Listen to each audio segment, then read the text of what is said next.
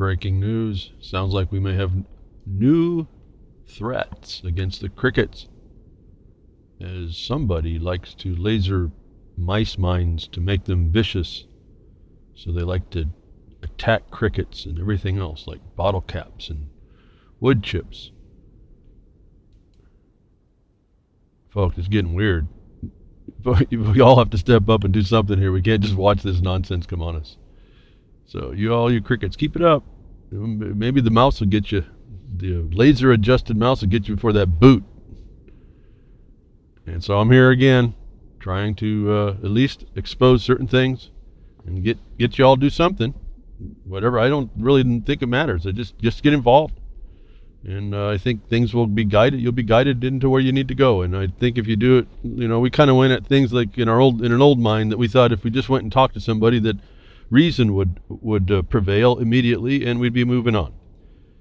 And so we found out that didn't work. And then for someone like myself, found out there's an actual invasion that's happened, an actual plan afoot. There's an actual thing that's going on that is identifiable. It's a plan.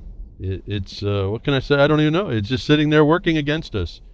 And then also that's the one that's obvious is working against us is the plan.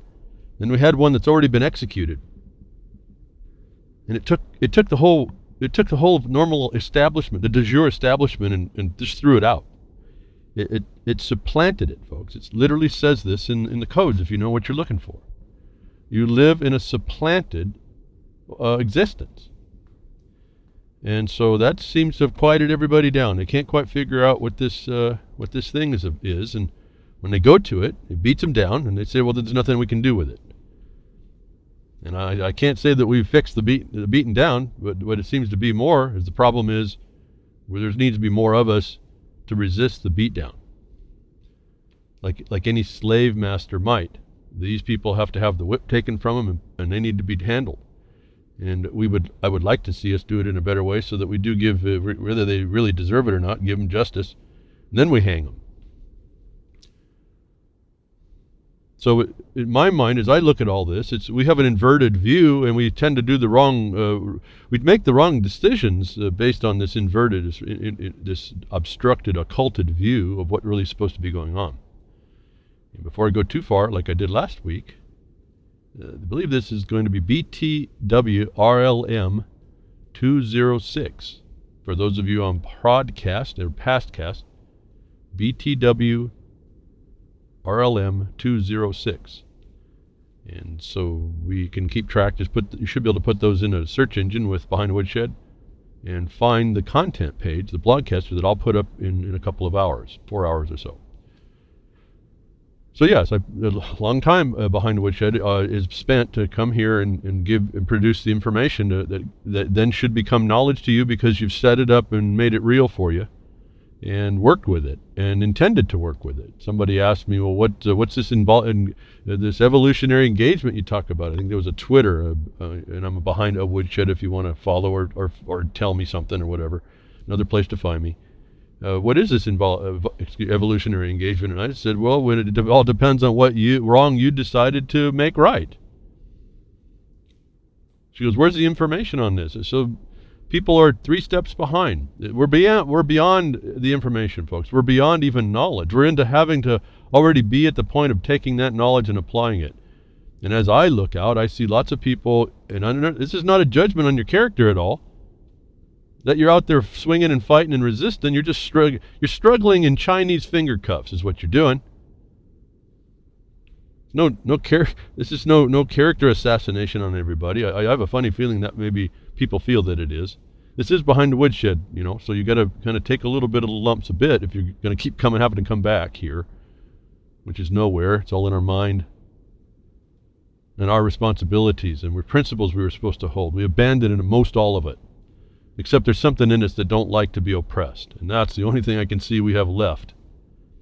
And I want to get to something, and I'm not going to do, again, I've been really avoiding a lot of this. I don't want to get into the discussion until we can get a good foundation to be discussing it. But I have an example of something that I've been really noticing. I think people have a real misunderstanding about. And it has nothing to do with anyone and their character. I think it's all driven by that. But here's how this works. Here's how the inverted view, I think I found at least one example here that I can explain. Here's how the inverted view will cause you to take on a status in your resistance or your rejection and call yourself something when in fact, when you go to do the act that you think was in rejection of the system, you're actually fulfilling what you were supposed to do within a society recognizing the law and accountability and all this kind of stuff, while claiming that you're not, that you're rejecting it. A little story came through, and this is totally different off the cuff here. Didn't really think about it until this morning, so I really got to get back to that. It wasn't even part of my tabs last night. Just a report, and I'm just going to say it. You can fight with me or argue with me in your mind or on your keyboard all you want. Here's how this thing works down, and I hope you understand the dynamic, and it might maybe make a principled review for you to say, okay, well, if I look at my life's equation, that calculus that the courts and the governments tell us that they figure on all the time, this legal calculus, the lawful calculus in this process, and I have an equation that's got a negative or a wrong, or I'm sitting on the wrong side of a divisor, and I do the wrong multiple, I'm going to get the wrong answer. I'm going to get common core answers on all this. So, what seemed to be the epitome of this point was a little story that came out here, I think it was this last week. It says, masked anarchist workers repair potholes in Portland. Okay, I'm pausing. Think about this, folks. When I'm reading, masked anarchist workers repair potholes in Portland. The group has a Facebook page that shows masked workers repairing potholes in southeast Portland. The anarchists say state neglect has caused the streets to fall into disrepair, and it's up to the residents to fix them. Another portion here is part of the story from AP, and they're essentially the message that they're putting out is that the anarchists are for what they say, we believe in community-oriented direct action. This is now bringing up the UN direct democracy, but let's get beyond that. These are also misunderstood by people, what they're now trying to use in order to go against this oppression that they know is there, that they see. First of all, let's go back, and they claim that the state has neglected the streets. Folks, the state is not responsible for the streets. So we have a misunderstanding of the normal establishment as well, that they're resisting against, but they want to take direct action. So they go out and they start fixing the potholes of the city streets and then call that anarchy. I hope some of you that have listened to me about land disposal law are already on the point of this. If you're not, you really have to understand what I'm trying to tell you here behind the woodshed to give you these real fundamental principles of where we come from, that we can't throw a lot of this out. The very fact of them fixing the potholes, folks, is not anarchy. It's not an organized rejection of society. In fact, the streets weren't anybody's to fix except for those that would step up to do so. What they're doing to fix the asphalt potholes in the street fulfills the law for the establishment of those streets. The underlying foundation of land disposal about those streets is fulfilled by the society they're claiming to reject, that they are actually not in rejection of when they start filling those potholes. Now, I commend them for doing that. But miners do this all the time. No one understands this. Miners go out and co-owner of the mine and I and myself will go out. There's a lot of work goes on in keeping the roads cleared up. No one pays us to do this. We aren't anarchists, and we don't make a big Facebook page to do this. It goes on year after year. Thousands and thousands of dollars get spent for what everyone else might think, oh, that those claims are for free. They're not. And yet all we're doing is fulfilling the law and maintaining those roads without government. The private property possessors do that for their purposes, and the other people that go out and use the roads that were constructed through where, folks? I tell you, 1866 Act Section 8, isn't it? When you go out and maintain the roads, you are not an anarchist. You are not an organized rejection of the society with which you're rejecting, openly rejecting. In this case, you're fulfilling the underlying law. So I want to bring it to you again. Hopefully this example does it. What you're looking for is adherence to the fundamental law that got us here, not a rejection of it. And as long as you think you're rejecting it, and these are the first actions taken in actually direct action on the ground, not political action, folks. This is the other point. The anarchists tend to do political actions. What they're doing, repairing the road, is actual foundational work that needed to be done. It's called work. Road work in maintenance. Now, there's been an extension. Governments have taken on a mass of people in a place called a county or a city have taken on the obligation and duty to maintain the roads. So it's not the state, it's really the local. And the local has failed. That's a fiduciary breach, however their excuse is.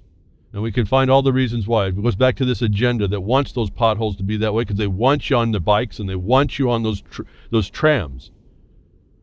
But to call yourself an anarchist, and it's not about doing the work, it's about what they're doing that shows me this proof. Call yourself an anarchist and then go and fill a pothole is fulfilling the society that you have, not in a rejection to it. I commend that. If I can sound bizarre on this, and maybe I do, maybe I don't. I commend, that's not anarchy, folks. It's doing what we all should be doing. Now, they're having to do it in a very special way. They shouldn't actually have to do it, whereas a municipality or a city has taken on the obligation and duty. But they're doing it anyway. It's starting to happen, folks. People are starting to see this, but they make it a big deal. This is what we were supposed to do all the time. Miners do this all the time. I mean, it's just, I don't know what to say. It's just not, it's such so normal. I was surprised to even hear this even here, but for me, it makes a different point for you. I hope you understand what I'm talking about when I'm really in rejection of this term anarchy and watch people fighting for what really is accountability to the foundation of why we were here. I mean, I'm talking the political side of this that established, but as we are conceived, if we can, or get back to those documents before any constitution that said that governments were in place to protect life, liberty, and the pursuit of happiness, as we know as property. Highways are a property. Remember that term I used a long time ago. I don't use it a lot. People think I'm cussing. I'm not. It's a usufruct. It's a property owned, if they call common community here, it's a property owned in common, but it's not the commons that they talk about today. It's a usufruct. It's a non-exclusive use over a particular land for everyone. And along with that comes some just general rules like you don't block or obstruct it. You don't mess it up. Now, there's no imposition of maintenance. So for those of us that have to go out and use these roads, we keep them in repair because we need to do what we're going to do. We're not just slovenly. We go out and destroyers. We have to go out and make our life as efficient and what can I say? Well, just efficient and easy as we can make it for ourselves. Why would we want to work harder than that? It's tough enough. So I just wanted to point out an example of how we get it wrong. I commend these people. I mean, really, you may want to think that I'm condemning anarchy. I'm not. I just want it to be understood properly because I think by what we do and the walking wounded have created this condition against us, and we condemned all of the establishment, and in fact, you didn't actually want to do that, and you didn't know that, or if you did, you didn't think about it. And I'm asking us to slow down and think about this stuff. And what's the reason why they're out there doing this can be found not just in fiscal mismanagement. It has to do with the political pressures that I talk to you about all the time that happen to have to do with, like, it doesn't look like it, but I'll just put it in the term sustainable development. It's this foreign imposition. It's these transportation plans, these modal transport. They want you on bikes, and they just found out in Seattle that didn't work. Everyone rode the bike downhill and didn't go ride it uphill. Oh, that wasn't too hard to figure out. There's a reality that the insane don't look at.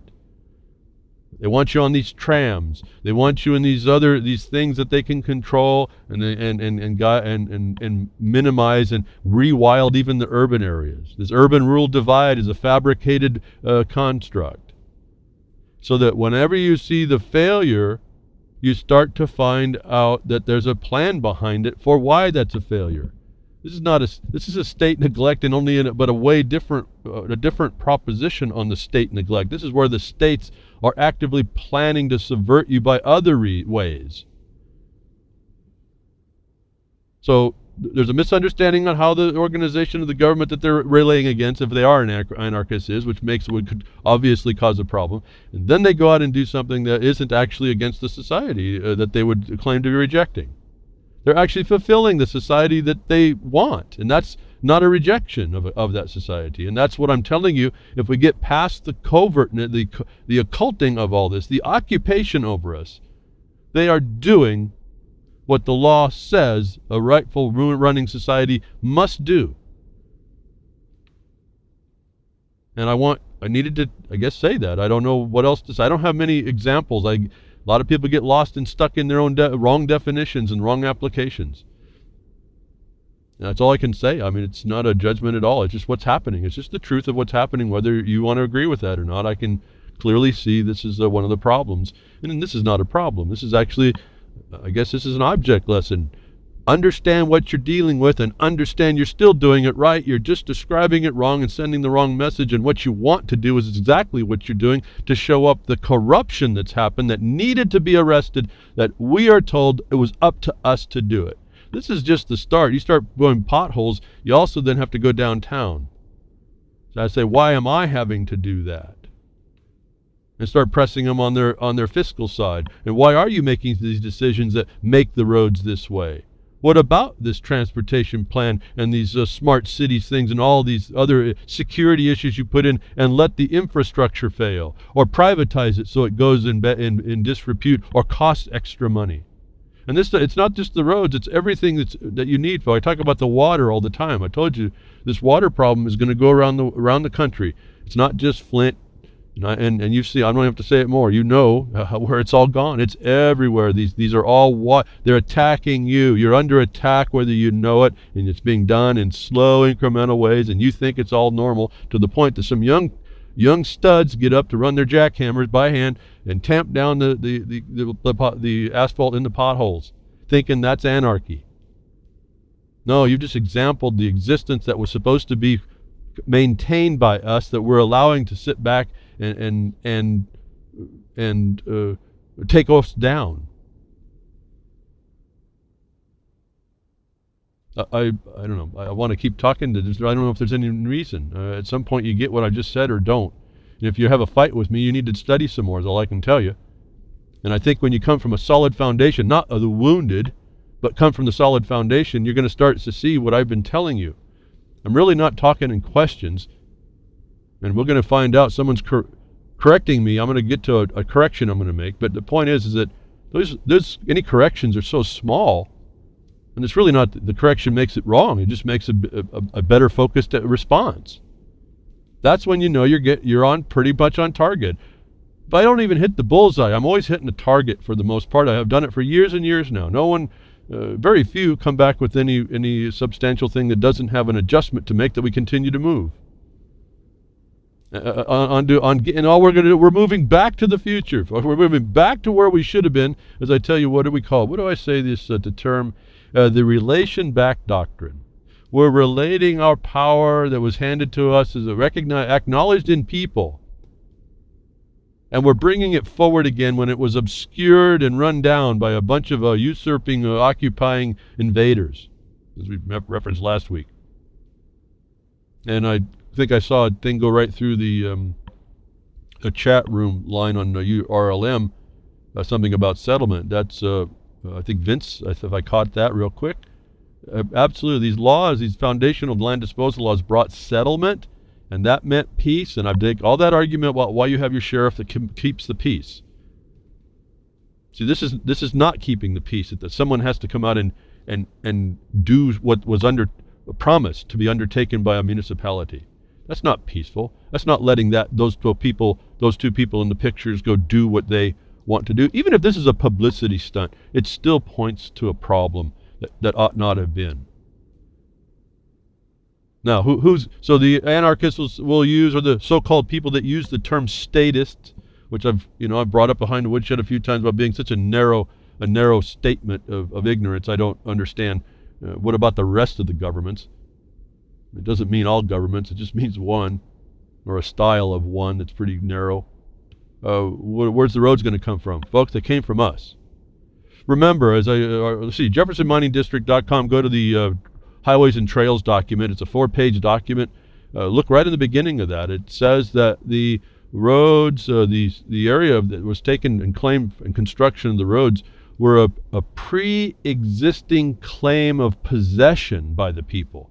Let me say that again carefully here for you. Listen. It said the land that's disposed to the highway is a pre-existing claim of possession by the people.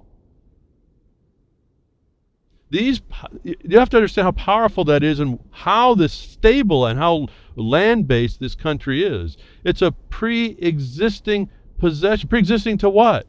Pre-existing to even the government. This is why the right to use the road is so powerful in there, and why the occupiers don't want you to know that. As a pre-existing claim of possession, who has a right to deny but a criminal trying to steal your property? What can I tell you, folks? It's pretty simple.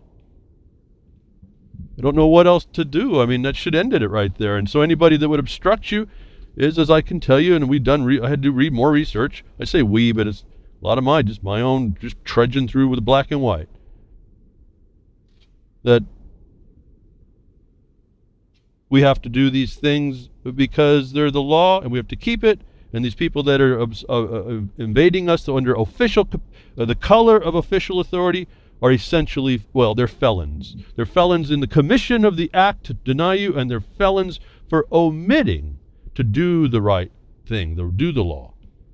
How much harder is it to lay out a complaint anywhere? Whether or not it's listened to by the very same people that have set up the system that occupy. That's only proof of what I'm saying, that the occupation exists, and that we were supposed to keep us better. And these so-called anarchists, we can't call them statists because, see, that status has to do with a very narrow type of government. This is the way we get our land disposal is from that republic, that Republican form of representative government, that where we get to land is represented in the records and the law and the courts that reflect the law and as the evidence to give us remedy for violation to property. This is not commerce. This is not politics. And these kids, I'll call them kids, are sitting perfectly in the non-commercial point to walk out there and tamp their asphalt into the holes. It is an indictment against the system, but what should they do? Should they continue tamping, or should they then get all those organizers, the anarchy, the anons, what are they called? Those anonymous? Why aren't they just stepping out now, going in? I said invade the city system, invade the county system. Don't attack them. Show them the law that I explained to you is there to show them, and say you had an obligation and duty, fulfill it, or get the heck out, or resign. I mean, instead of making me go down and get do all the work to get you out by official, you just resign. And if you don't do your obligation and duty, I'm going to put the county under some strain. I'm going to do another lawsuit. Why can't you just lay out the facts of that lawsuit, make a complaint? I'm just wondering, as I think about this stuff, I wonder why do people don't do it just as a joke? I mean, if they thought it was a joke, take the small claims, give the city a bill for doing that. And then take the city manager to the small claims court privately for not fulfilling his obligations and duties. Just see where that goes. It's only $50, $60, $70 to do that. If you're poor, you can do it in a form of pauperous. You don't even have to pay that. And you don't use you use the underlying right under the law. Let's see, Portland, Oregon. That's ORS 368. ORS 368, go to 131, and 131 says the underlying right from the United States grant cannot be usurped. So they can't even say you don't have standing. What you do then, you have a contract that the government has agreed to do the maintenance, and now they've breached the contract to your use. You have You have to put yourself in the right to use it. But it's not hard. That's it. What 2 sentences to two points on a petition. But send them a bill, and then sue them in small claims court. They can't have an attorney there. What if it goes into circuit court? Who cares? Move it on. And move it on to the federal then as a violation of the grant. Move it on into make a federal issue out of it. Is this that hard? I don't think so. It's only hard if you haven't really been gearing up and reading the things and the places I've been telling you to read. And I mean even down to if you only had 10, 15, 20 minutes a day. If you've been here listening to me for all these years and just spent 20 minutes a day, 5 days a week, make it a small job. You would have, well, way more knowledge than I would need to tell you anymore. I wouldn't be getting the resistance. I wouldn't be getting the embarrassment. I wouldn't be getting the rejection. I wouldn't be getting people that are feeling that I'm just someone that can't be moved up against because I've really got quite a bit of knowledge in this small area. That maybe I embarrass them, and I don't intend to embarrass anybody. I'm thrilled when I hear people moving in the right direction on the objective basis. It's not about identifying, vilifying anybody, all the wrongs. I'm trying to get people to run in the right direction, and there's a right direction to run. And until someone can tell me how that right direction is not right, I've got to continue running it because that's what my study is, and I'm here to allow you to use what I know or found, at least by me telling you where to go look for yourself, so you know, and you've done your own due diligence. There's no replacement for that. In fact, I'm going to get way off here. I need to say something here that just occurred to me. I'm so far off anyway. Maybe I'll just go there and then come back. I noticed in the chat of UCY.tv last night when I came in, just happened to jump in as I'm preparing for the broadcast. There was a discussion that Ron Stephan apparently has a broadcast there on Saturday night, and Jules was in the discussion too on the chat. And there was an exposure that the courts, the states are using mental health against people to put them in mental, the insane asylums that don't exist, to effectively control you and control dissent. I've told you about that before. I wanted to rediscuss that because this is another thing about the remedy. What do you do against that? That's a real difficult one. I've told you they used to do that to, like, a couple of my friends got put on mental holds just for fighting the system based on the not quite as complex or basic as I can tell you here today. We didn't understand stuff then like I do today, but even within the law, it wasn't nuts. It was right within the law. They just didn't want to have to face it. But they used to put, I've had a couple of my friends put on mental holds where they put you in the cell and they hold you, and then some psychologist or psychiatrist, whoever it is, comes to talk to you. And then they just do it for a couple of days and they kick you out. The psychiatrist comes back and says you're fine. Because they know. It's a tactic. Well, at the time, this would happen. I told you that it would happen. They were talking in the chat that it's going to be coming in the future. Well, it's been happening. In fact, Ron Stephan had a talk with someone that he knew that it happened too. This is not unknown, and a bunch of links went in the chat to show. I think that these psychology or psychiatric measures are being taken to solidify that power in the people that are in the government to do so. These are just what they're doing, folks. They've gotten it down. It's been a long-term thing that they knew to use, and they have been using it. So I just wanted to touch base here, and it's a generality. I can't do specifics because you don't know until you get involved. How we started to combat that was a couple of things. And what I've told you before to read about habeas corpus, I don't just talk, folks. I meant you need to go find out how a habeas corpus is done and pretend that you have a friend in jail, you want to get out with one, and write the habeas to get them out, even on a fictitious point. When you read a little bit more, you'll start knowing how to write that in a generic sense. And you write it out and you get them and you leave yourself some lines so you can make specificity, and then you have your friends sign it. Especially any of your friends that are out there in the face of the government, you have to have them sign one of these. Now the reason why is because even though under habeas corpus you as not the one that's arrested have the right to submit a habeas corpus. Even if you've heard they don't work, folks, just do what I'm work up and do what I'm saying. That they will reject your signature on a habeas corpus. They cannot reject the one that has a signature already made up on the one who is in holding. That's a problem in the law that's being violated. I'll get to that in a second. So you have your friend, you write up a habeas, and the best way to do it, I even told you this story. I went to an attorney, a lawyer. I can't call him attorney. He was a lawyer who was a good guy. He ended up couldn't stay in the system because he saw the corruption.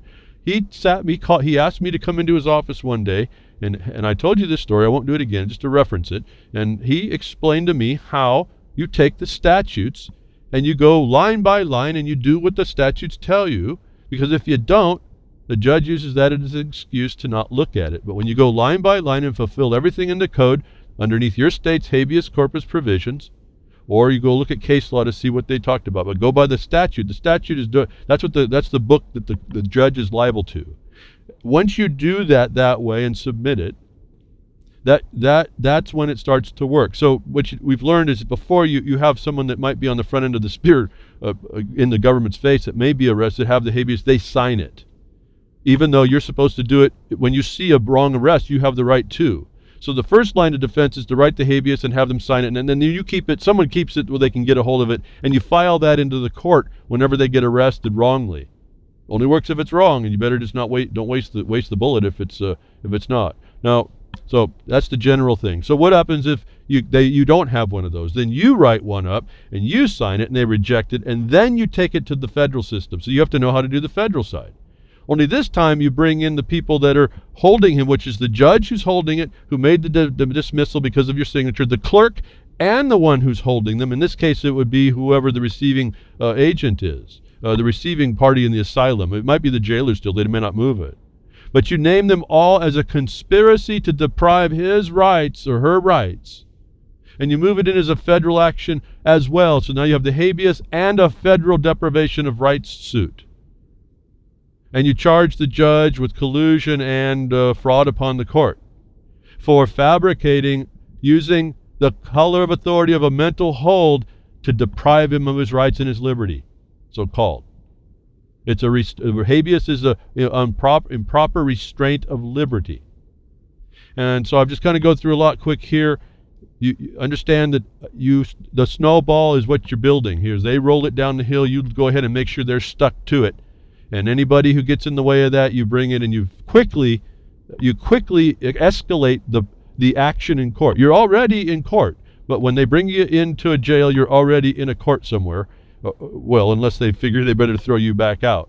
What happened in my case, the lawyer told me how to do it. I rewrote what I submitted 3 times before. The only change was I went right through the statutes the way it was supposed to be done in order. We submitted that. It didn't have my friend's signature on it. 2 o'clock that next morning, he was out. Why? Because they don't want to have to address that habeas. And if the one that's arrested is in, they don't have to answer. It moots the petition. Now, if that happens on a mental hold, they may throw the mental patient out. That's a double problem now, because then they would have released him, not only proved it was a pretext, as I tell you, it's a pretext to deprive him of his remedies and rights and property, but then that shows that he really wasn't a danger to society to begin with, which is what you're looking to prove anyway. And so you're making a much more solid record than what I see normal people doing, as this more prevalent threat where we are no longer going to be able to defend ourselves against mental holds because they've made this psychiatric thing, and that's a whole other element of the proof you can bring. This is all fabricated decisions that are made by private entities that are used in collusion with the state to deprive rights. All major crimes, folks, underneath, if you go look at federal law. And you bring these at the federal level as also. You might even want to pull out a takings claim. I don't know. It depends on how integrated you have. That's why you would like to have more people involved. Yes, there's a lot of things here that they do, but this is where it's gone now. Because they've made these psychiatric decisions that have no basis, but they also have no limit. And they use them as a pretext to put you away if you dissent. And that's why I've been working so hard to make sure that people have the law to present so they can't be looked that way. That seems to be one of the mitigating factors. Nobody that I know that works with me ever goes anywhere without the nice, solid, compact law to show that it is not a mental issue. Well, besides the fact that I'll throw tools on you, I do them periodically, to show that the remedies that we have to start challenging all of this. Now, I just said a whole lot of stuff that means nothing to nobody that's not going to go do what I've said or be prepared. And they've got it so subtle that unless you're someone sticking your neck out, which actually you shouldn't be doing, but because there's other ways to go at it. But if you are, and you're not prepared for this, then you're going to become an example of how not to do it, and that's when that's all the prairie dogs see. Oh, Alice is gone, or Fred's gone. You got taken out pretty quick. Instead, these people should be seeing the shadow come, all your friends, and should get together and start doing what needs to be done to protect the one that got pulled out, is the target for being pulled out of, pulled off the prairie dog mound. Now, my experience was when we had that all set up, it failed, so that's not a foolproof way. So that means that each one of you have to know about this habeas, and each one of you have to write that. You at least have someone on the outside that knows you're there that can at least file letters, that should know how to write letters someplace that look like habeases, because that's all they have to do. They don't have to be so quite formalized. They just have to make the question. So what are you doing? Well, if they find out that eventually they're going to let you out, eventually, you have all this record that you've done on the outside that they may have deprived you from doing, that you also show, that was again, how they destroy people. See, I see nobody just making evidence on how this gets done, and so they have no place to go, even if the courts weren't corrupt. And so, I've just said a whole lot of stuff that a lot of people don't understand, probably you're listening to me, and it's interesting, but you're probably not going to take the next step of doing, and that's what's hurting us. My contribution is really wanting everybody to do better. I guess that's one thing I've been wanting to. That's all that's in my mind. When I hear someone that doesn't quite have the answer quite right, or is relying on an inferior foundation, all I want to do is inform you of where the foundation can be found and let you be more fortified. It happened the other night here at the mining district. I was listening to a gentleman talk about what he'd done, and I said, I said, what's your foundation? I mean, what is your study for that? And he really didn't have a study. He was just kind of going through the motions based on what he found on the internet from a long time, or not the internet, but from information that was passed a long time ago. And I said, well, I did some deeper study on that, and you might want to go find what you're doing is found over in this section of the law already. And if you follow that, you'll be more fortified in what you're proceeding against. Because then they know what you'll know what you're talking about, and they'll know that what you're talking about, because your paper will be consistent with what they go and read.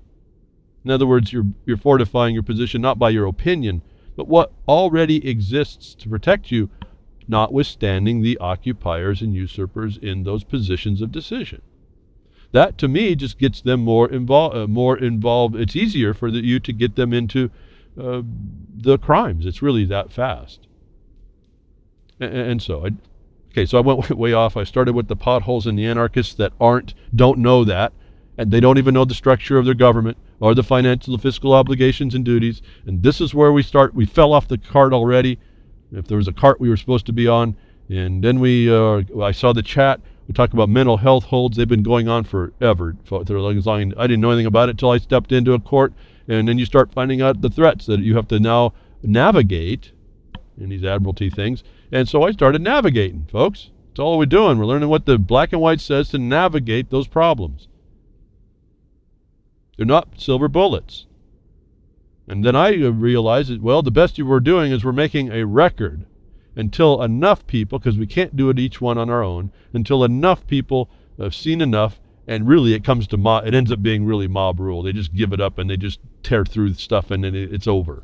It gets changed. The conflagration, the political conflagration happens, and then we look at the new day. And I'm hoping that we look at the new day with the better insight, and we come back to that settlement that these so-called anarchists are attempting to bring back. A peaceful ride on the road, not the one where the bureau rats have allowed it, not where the fiscal plunderers have allowed it. So now I'm going to probably get to my tabs here. Go off where I was going to start. So how far off I was here the last, 45 minutes. Now where I was going to start. Oh, man. What we have to talk about, and instead of just enjoying the wonders of what we could be doing, is amazing to me. Windows 10 is bringing fecal ads. Well, he says to use another word, but I didn't want to use it. Ads to File Explorer. Here's how to turn them off. Windows 10 is malware, folks, and we're not getting away with it. You don't have Windows 10. You're not working in a new computer with a new computer unless you have big data sponges and big data surveillance tools. And you're going to have to, if you want to continue to do it, not throw your hands up and be part of the solution and not the continuing problem of the big data impositions, which they will use in their psychiatric holds, as we've been hearing together, over many months. Again, I can't believe it. Silent weapons for quiet wars, folks. This is what it's about. You just got to go back and get that. So Windows 10, here's written by a gentleman on Cryptagon. I think his name might be Kevin, and I thank him for doing what he does. It spreads the word. So this is what he has a little rant going. I'll read just a little bit of it, but the point is that he's just explaining over the years, secretly, your systems over decades have been in the works to be the surveillance system, the Internet of Things against you, and that will be used to serve you in the future. It's just incredible how grim Windows is getting. Linux still terrible on desktops, and Apple has abandoned Mac OS to embrace their primary role as a mobile phone company. Did you understand that, folks? They're going to go back just to phones, forget this operating system stuff. Even people who stuck with Apple through the near collapse in 1990s, that's when I ditched Apple, are now throwing in the towel. And now, with Windows 10, you get ads in the file system, and you can't use the latest chips with older versions of the Windows if you want to receive updates.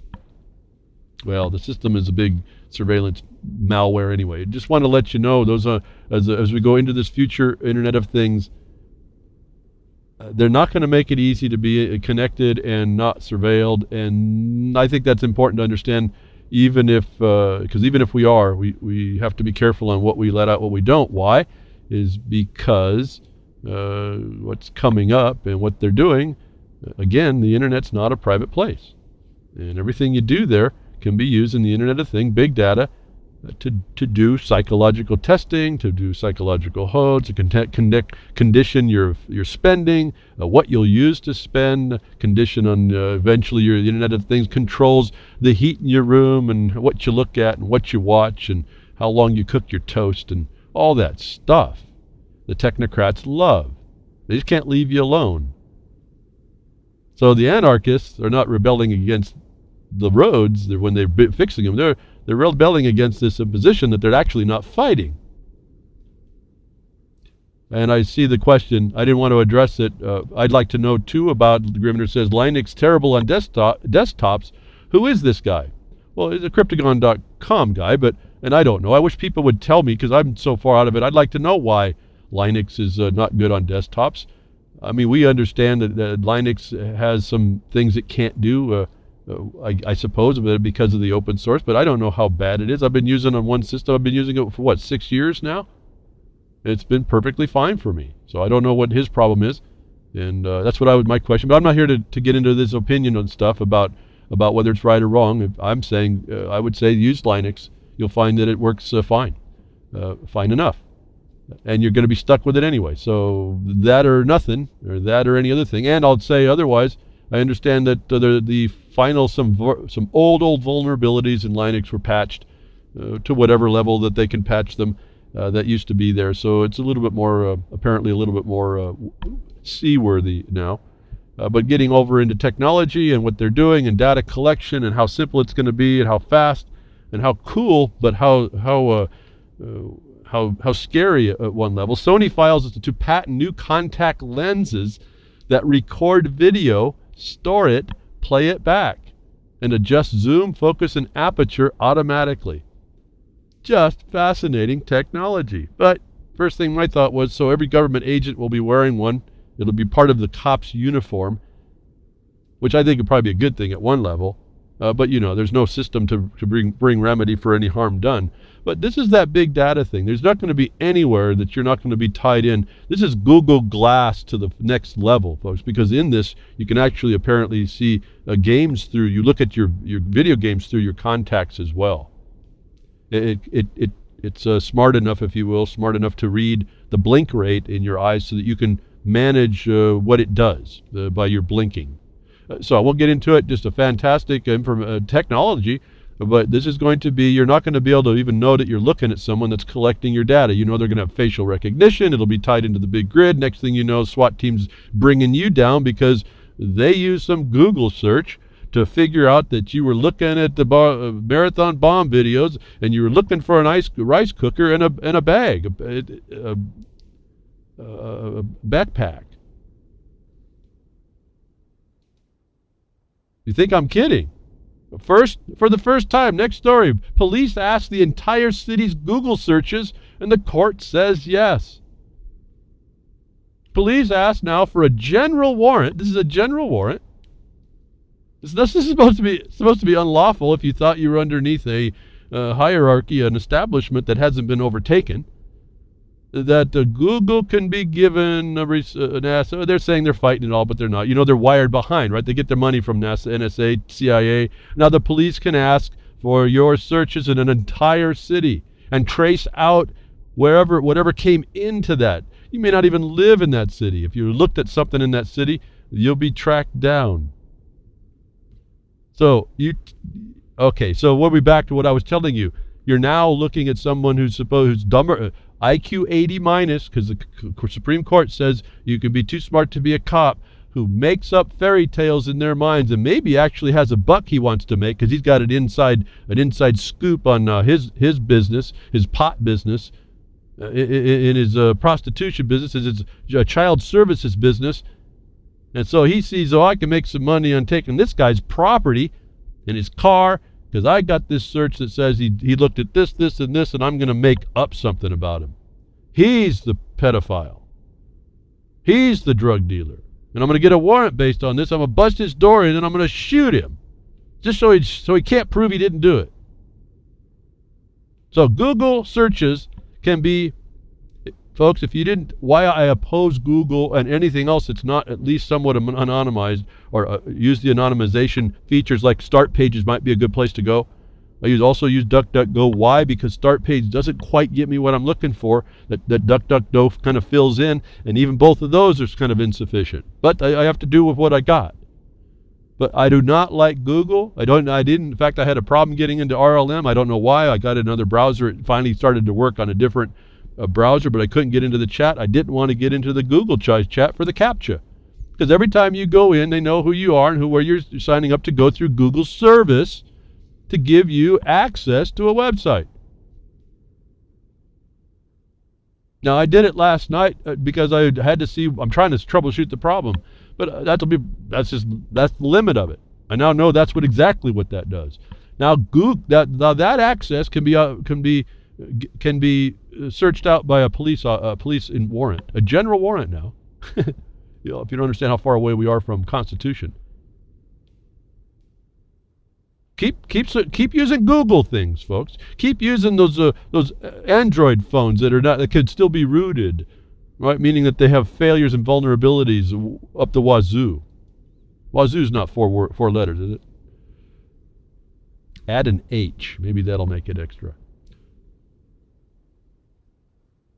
So moving on to the Internet of Things and your digitized big data world, DHS oversight says social media scanning probably is badly implemented, and agency doesn't even know if it works.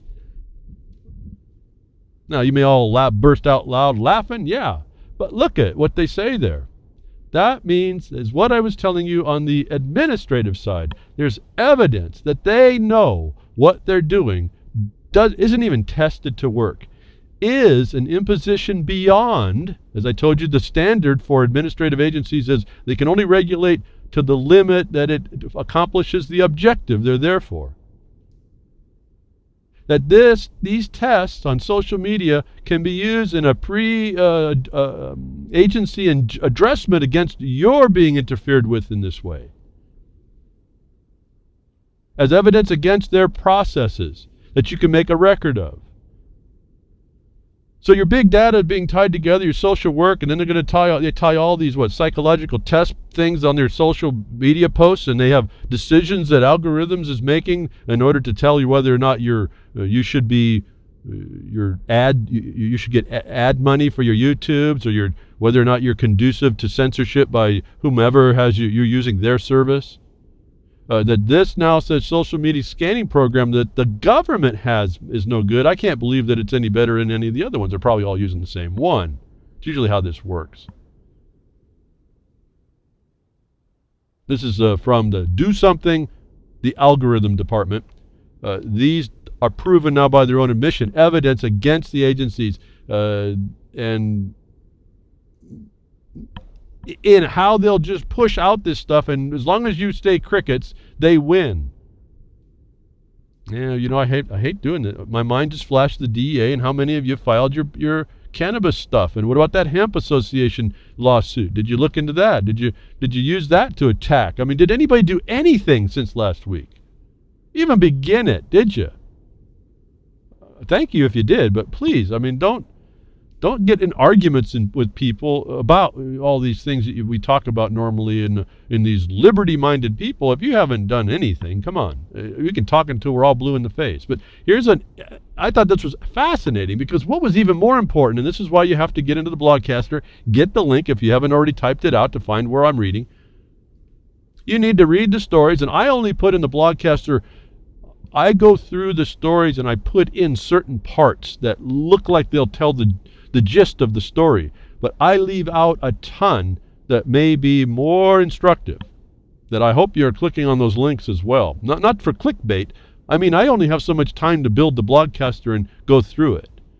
I'm not in there just to process things. I just want to give you a direction, give you a little bit of starting, and then go click the link and read more, because if you get to the bottom of this article, it starts talking about what these tests are all about.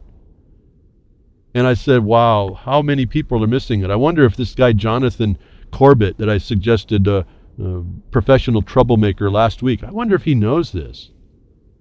But they talk about what these tests are for. What do you think it's relevant to, folks, is the point. What are they looking? What are they screening over?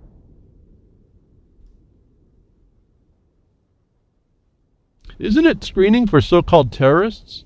Even though they've declared everybody an enemy combatant, are they actually supposed to be determining and screening you, who can show that you're not coming from the outside or subject to immigration? And if you read this report closely, well, you'll start to see this.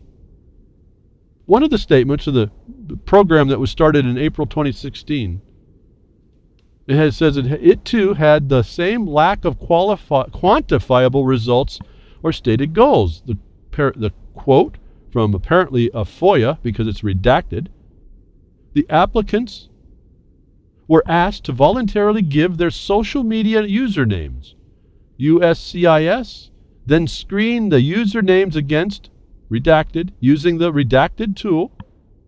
USCIS also manually screened the username against the redacted, and USCIS assessed identifiable accounts to determine whether the refugees were linked to a derogatory social media information that could impact their eligibility for immigration benefits or admissibility into the United States. Now, do I even need to ask? I guess I will, just to make sure it gets stated.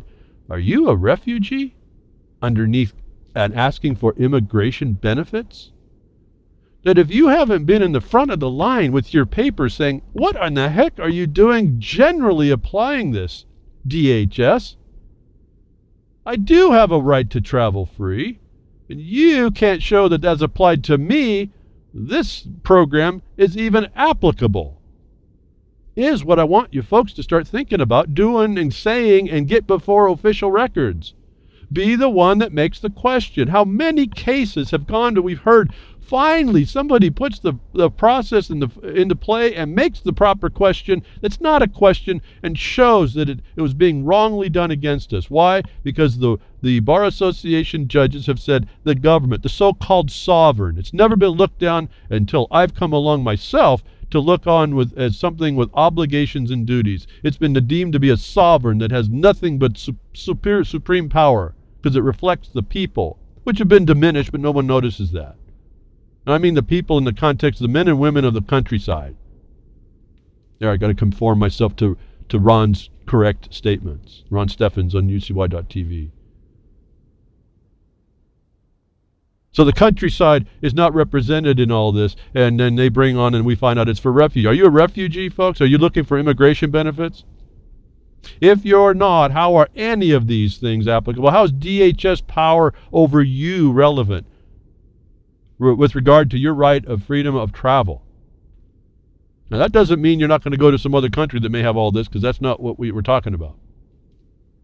But we're talking about this scrutiny that you allow because you don't challenge it. And I'm trying to show you week after week, right in the notice, this is what they're telling us it's about, and crickets about, wait, no one stops to actually look closely and say, well, refugees? Well, I'm not a refugee. Why did I have to strip down and get my junk fluffed?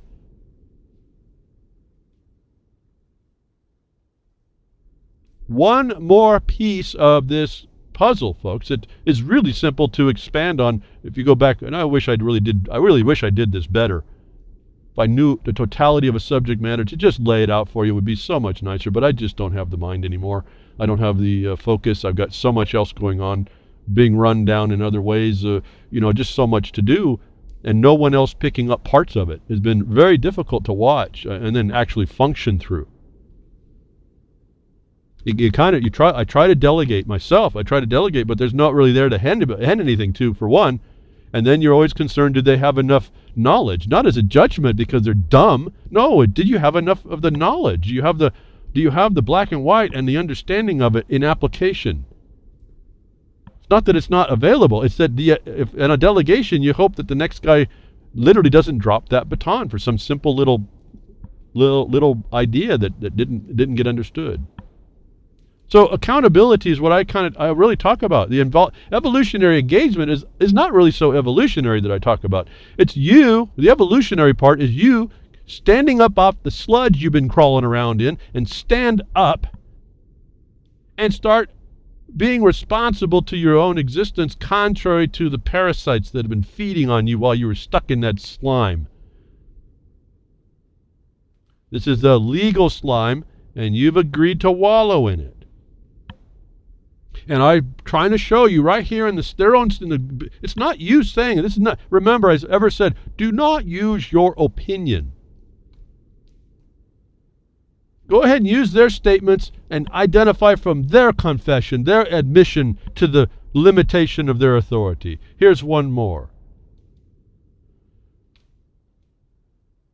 So accountability is what we're looking at. You have to bring that accountability. Otherwise, a criminal, not a prisoner, you're the prisoner, the criminal, the nasty guard will get away with whatever he will get away with. Because you've allowed that relationship to happen, and you haven't said, wait a minute, I'm not the prisoner, actually. That's where you have me, and that's where you try to keep me. But it's only because I consent. I volunteer into it because I don't do the right thing I need to be doing. And whatever that, now how hard that is, I don't stand up and do that. I don't lift myself out of the slime that they've created for us in the stinking abyss and climb my way out, and hopefully helping others as we go. You don't have to, but I don't see why not. Once you know, why not? That's why I say I'm here to offer whatever I can.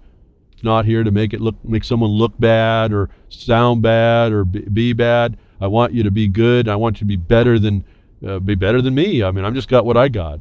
I see lots of brilliance out there. I wish it really shined in the right spot. It's like we're all a bunch of brilliance that we just got wallowed in the mud, and all our brilliance is covered over by the mud that we allow over our light, and so we all look like dim bulbs. So accountability is up for us. You hope that your system works in its Republican form, even in a fascist, understood to be possibly fascist. Listen, if it's this way in Italy, and you're not getting it in America, how bad are you allowing it to be? That we can hear Italy's ex-intelligence chief is given a 10-year sentence for the role in a CIA kidnapping.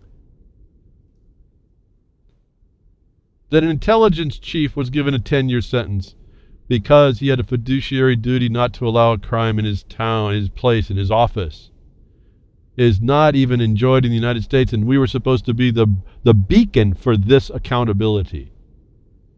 Again, set off by the fact that the Italian intelligence chief was put in prison. The CIA done it. The United States done it. They're criminals, folks. This goes down to you. Not because you're the actor, is because it reflects on you, and you were supposed to keep it in check. And we understand you can't do it individually. We were supposed to be the mass, as Thomas Jefferson would instruct us, the mass of educated people acting to be and being vigilant to maintain the so-called liberty, the freedom, so-called freedom that we have. See, all these words are kind of conditioned because of what they really are. Like anarchists don't understand they're not anarchists. It's all inverted. So I have to speak at some point in the street language because that's all you actually understand. And when you start seeing different, you realize, oh, wow, you start making the corrections for me, and that's fine. I don't need to do it anymore. So Italy now has accountability that when one of their people helped a crime, that aider and abetter went to prison. Why do they have that there and we don't have it here? And we look and we also see that what's here does that. There. Should kind of warp your mind just a little bit, and not to the point you say, oh, I can't do nothing about it. I don't know how to get that one there. I don't know how to get the CIA outwardly. I know I have some concepts by myself for certain. But I know I can start something locally and maybe a little bit farther away from me and maybe even across some states that starts to reverberate to the point that we do bring back the accountability. You know, you can say no, and then that's where it ends. What you have abandoned, it comes on you, because it's here, and here it is. And it's pretty interesting. I forget how I lay my tabs out, but it's interesting how the content that I throw up really comes back to me pretty naturally. I've been looking down, not even looking at my tabs. I make my click when I looked at it, and I've been talking to you, and I look up. Well, the next thing they're going to expand. They're expanding it back. I told you, Battlefield America, folks. Nothing is sacred to these psychopaths and warmongers. Pentagon wants to declare more parts of the world as temporary battlefields. Like what they have out there now is not enough. They're going to expand it. Now, where is the authority for temporary battlefields, and who is the Pentagon to ask for it? Is very interestingly lost in all of these discussions. Since when did the Pentagon become the Congress? Notwithstanding that it's abdicated its authority. That's not what I'm talking about. I'm talking, well, who is the Pentagon to be seeking what's a temporary battlefield that isn't a war on somebody? And when we don't have, as the anarchists before, don't understand the state has nothing to do with your local maintenance of your local roads, not at least directly, not in the direct obligation and duty to do so, notwithstanding any fiscal plunder and fiscal management the state might do in taxation. It's still a local authority, local requirement. No different than the anarchist doesn't even know the system they're rejecting. That causes them to do the work that says they're not anarchists at all, but actually fulfilling what they purportedly think that they're rejecting. Is we looking up and saying that the Pentagon wants to declare, who's the Pentagon to have the right to declare? Who are they to make temporary battle? Why are we doing that? The Defense Department now is shown to be the War Department. It really is, under the closet and color of the terms and cloud of the term. Pentagon has no rights at all. Certainly not to make temporary battlefields at all, or temporary. But you see, they've been doing the battlefields to us the whole time. Battlefield America, as we saw in the NDAA, gave us a big clue of what's really going on. See, we're not rejecting what should be really going on because it's not going on.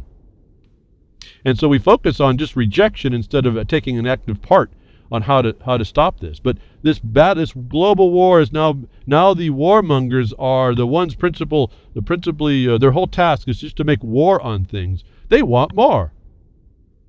And NDA said they went into Battlefield America, and I said that means that's a fiduciary breach to what they meant, and I still been hearing crickets, and I still play crickets, and I'm going to be playing crickets, it seems.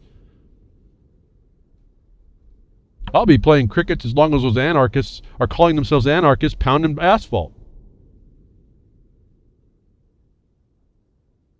It's a misunderstanding of I would have to say a reality.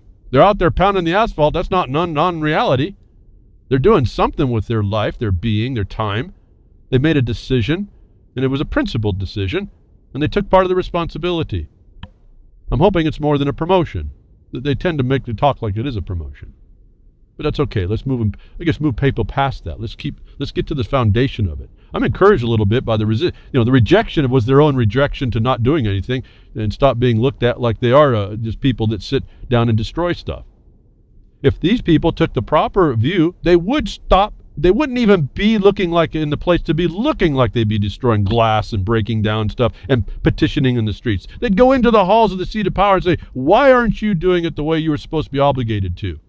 And then they would go beyond that. Not just the statement. You have to have the motive, political power in order to make the change that happens. And you're not making change. You're getting it and restoring it to what it was supposed to be. Why? Because literally we have no better clue. Literally we have no better clue. And I can tell you, based in land and soil disposal and those obligations and duties, we don't have a better position than we can be there. And until we see that, I think that's going to be obscured as well. So this Pentagon wanting temporary wars, we see the skullduggery around it. They justify everything on a lie, it seems.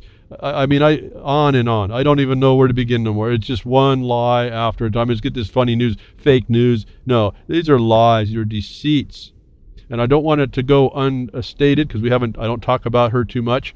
I know the gentleman, Braun Hines, has really been all over this. I want to give him a shout out. Whether or not he listens to the broadcast, I don't know, but he's been all over this issue in Blacklisted News. He writes and authors a paper, a discussion 2 years after the American journalist was killed. Her conspiracy theories on Syria are proven as fact. This was the journalist that was killed right after she exposed the Turkey was helping the al-Nusra is surrogates. Her name was Serena Shim. Remember? Silence. There's no justice for Serena Shim. This is beyond 2 years, I think. I know Biran has been doing quite a bit, making notices, and used to do the Twitter. I haven't seen him too much on Twitter. I don't know what he's doing. Apparently he's helping write for a couple of different, maybe free thought projects. The journalists that might be there to expose this are killed off by the very same people that are looking to expand and make more temporary battlefields, or allowed to be as such, as in the State Department, not the omission to investigate what really happened to Serena, and then knowing about what we know, because if she was correct, that means that the people that are supposed to be investigating and bringing accountability are the ones that are causing it. It's probably the biggest, another proof on top of this that shows that the American government really is no body to be asking for anything right now. Its obligations is to be cleaning its messes up, as we talked last week. That Bashar al-Assad has said, the United States just creates messes. Russia seems to be going around trying to clean everything up. In fact, we're starting to see an interesting problem. I say it's a problem because it's going to escalate certain things. It's not a problem if they succeed. It's going to be a problem if it escalates into direct confrontation. That Russia's moving over now into Libya to clean up the mess made by the United States there, and Egypt. And the reason I think someone's taken notice that Libya was the landing platform for an invasion on Libya was the landing platform eventually for the invasion on Egypt, and this is again to eliminate or to advance the Israeli condition, which I have no, again, there's no international support, and there won't be unless it's by, again, the skullduggery and it'll just be by criminal act that they can be a state. They are not the people for the land that they are claiming. Those people are not the people for the land, owners of used to the land that they are claiming. They are usurpers. They are taking the name. This is an ongoing fraud.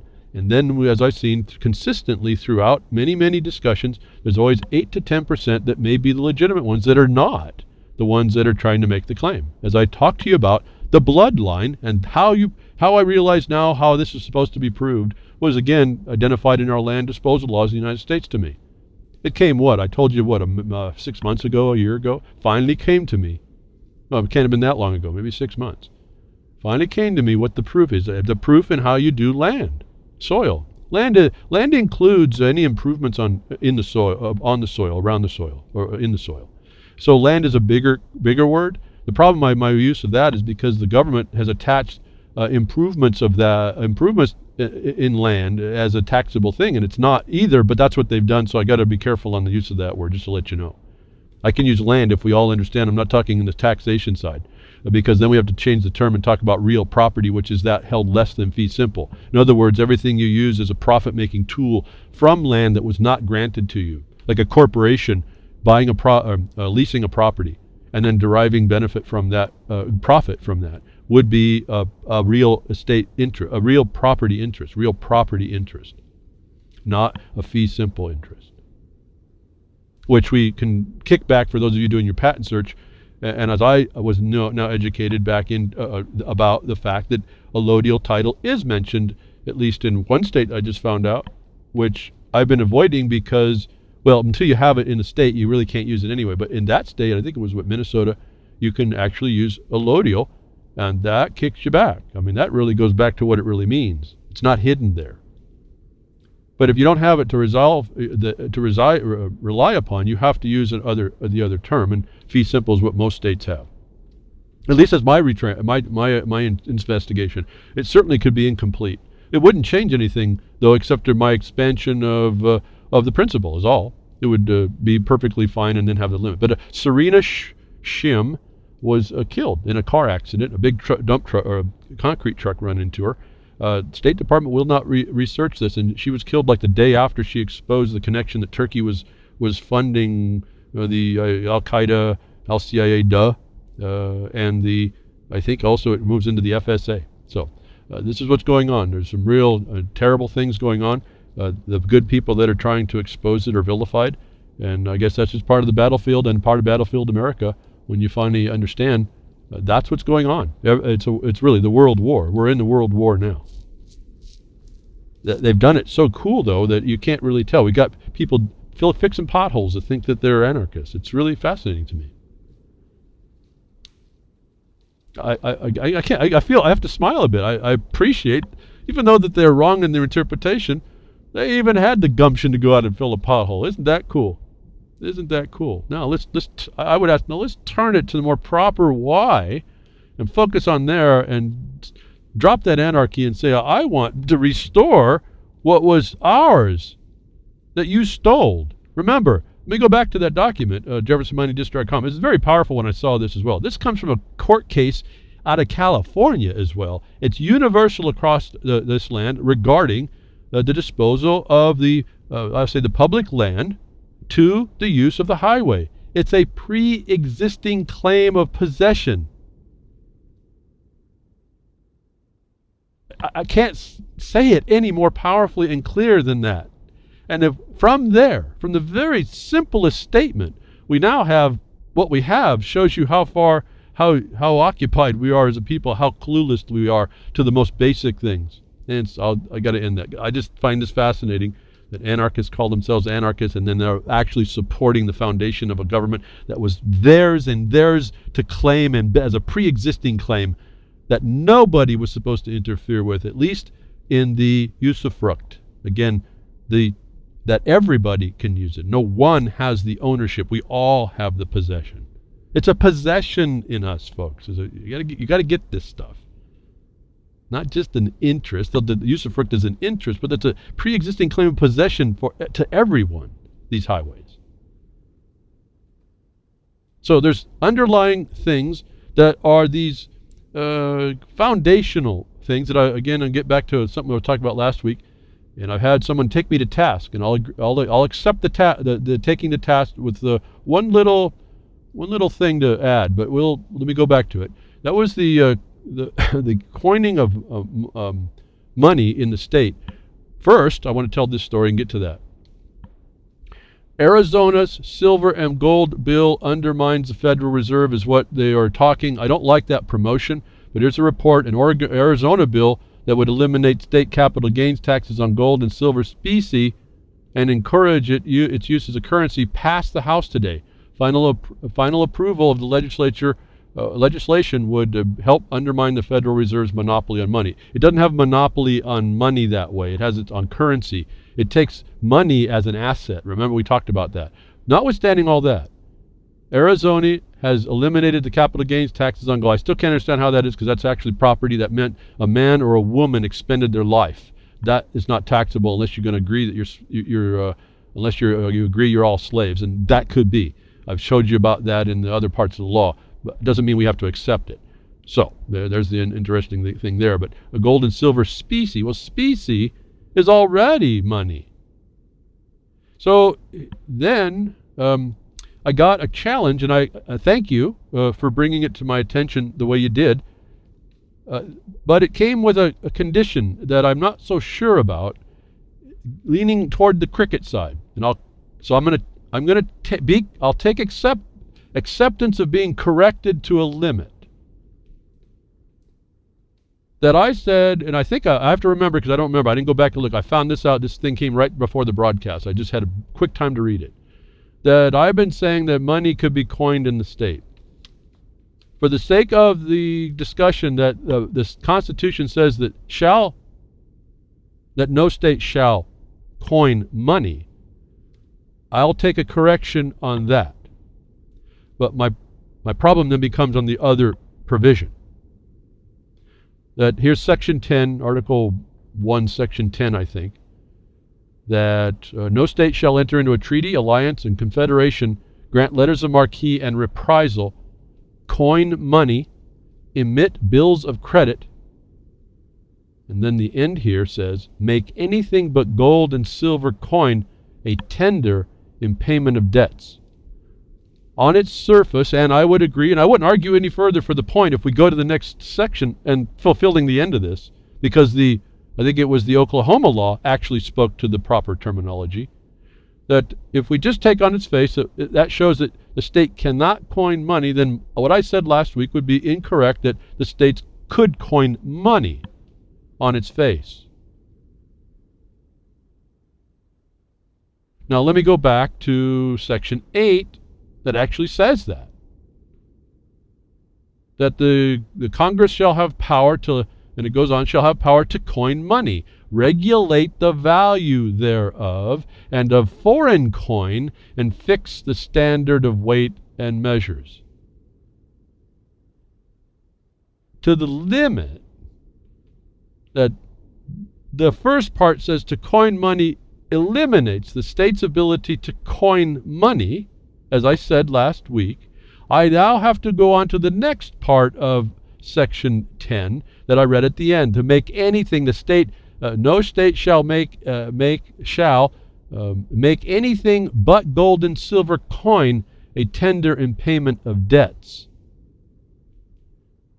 The additional statement by the poster on the Blogcaster page was that so no representative would agree to that proposition to coin money in the state, and therefore that he could not or she could not continue to represent or try to get a representation and law to do so, does not step far enough. That to me is quitting, because the extension of this to make anything but gold and silver coin a tender in payment of debts is exactly what the law last week I read says, that they'll make gold and silver lawful tender for payment in debts. They're just replicating this statement. So to the extent that I will accept correction that a state can't coin money on the first view, I would then commit the poster and anybody to then go to the representative and say, okay, then make it legal tender for a gold and silver coin, a legal tender in payment for debts. If you don't want to go and say the foreign coin that they could be talking about, and I said could, so it's conditional on whether or not you want to push this, in Article 8 would be the coin that was minted as tender in the states for debts. Because the states are supposed to be foreign to the government of Washington. Now, you may not want to split that hair. It certainly needs a whole lot of more study. I said you need to do more study.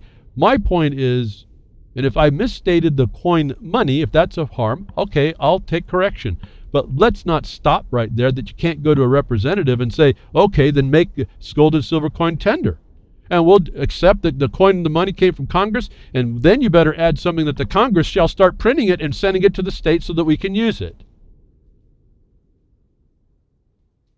If you don't want to go that foreign coin for tender based on the standard that's been done in Section 8, if you don't want to do that or don't want to push that, that's fine.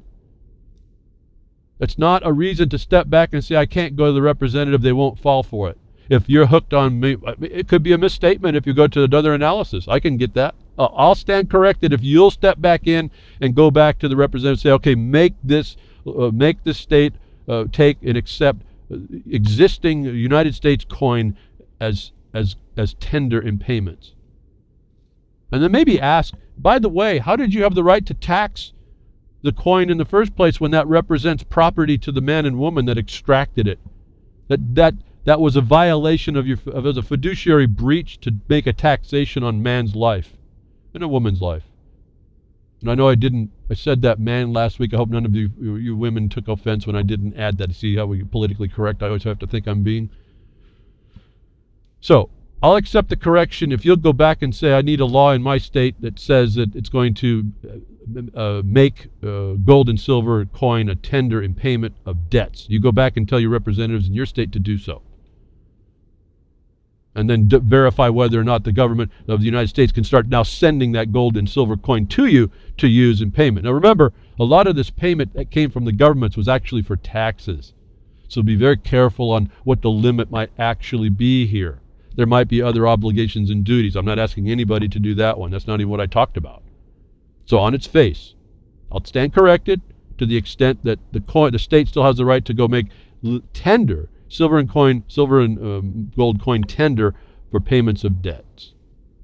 Go back and hit your legislators with that and make it so. And give us all an alternative. I don't know what else to do here, folks. Otherwise, we're going down the path and we are looking like we have no options. And then we always have the so-called black market, which is really just the countryside. It's the private contract between people for their property. That's partly why I look at this gold thing. And so, if you want to know more about that banking system, I'm asking you to try and find alternatives to. And it's not in Bitcoin. It's not in anything digital. It's going to be in the tangible things that got us here, like the roads, the pre-existing claim of possession.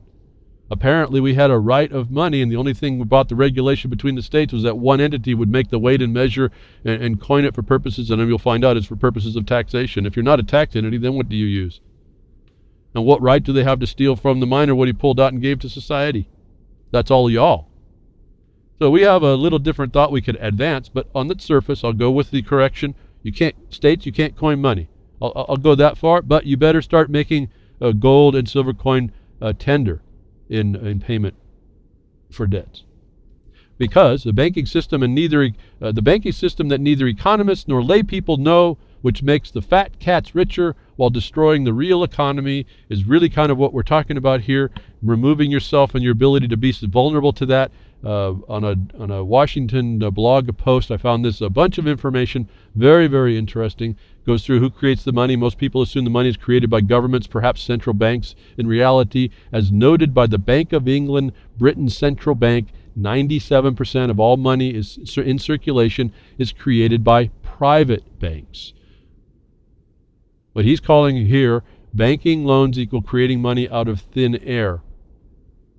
Well, in a way it is, but in a way it's not, because they're making an accounting of something. So let's not go on that, but just understand that they're just making it on the signature of a loan. But how they do that is very fascinating. I received a little bit more because I'm not really studied in a lot of this. I have a basic understanding.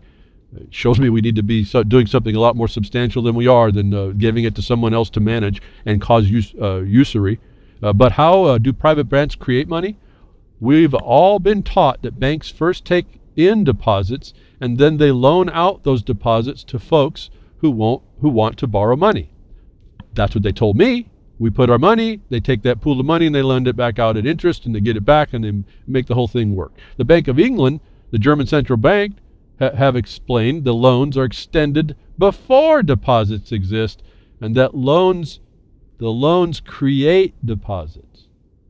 So your signature on a loan approved that you can repay the supposed loan creates the deposit from which they make the account to say you owe the money, which they charge usury interest, and also the way they've changed the terms of what this is within the banking structure, which legal allows. So it's not illegal. You and I do it. It's a big crime, but they do it. The way they've changed the terms. They don't even have to pull this money they fabricated. It's in a deposit account, and they don't have to pull it out of that account either. And so I won't read more. The fascinating link. Those of you that have an insight may get more out of it. Maybe if you have too much, you won't get nothing out of it. But it confirmed again more things that I did know, but points out some more nuances that I didn't actually know. Beyond the public, creates money.